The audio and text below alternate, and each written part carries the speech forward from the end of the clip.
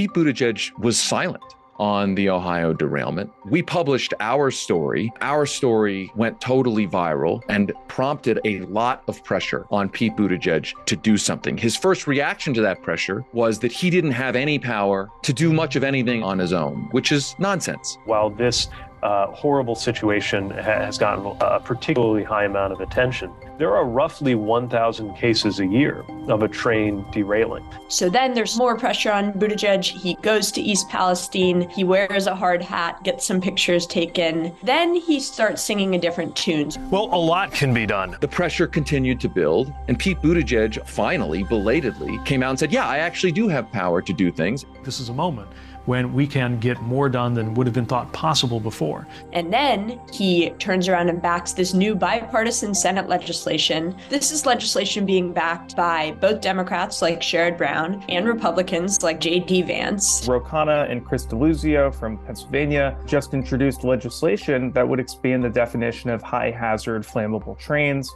Today, my colleague Mr. Khanna and I introduced the Derail Act. Lever has done an extraordinary job highlighting these gaps in our safety system. That is why I, with Representative Chris Deluzio, have introduced legislation to cover these highly flammable hazardous materials to make our railroads safe. A Politico reporter who is sort of known for fawning coverage of Pete Buttigieg. He accused us of fundraising off of the disaster. So the national politics correspondent for Politico is criticizing the investigative outlet that uncovered the corruption at the heart of this story.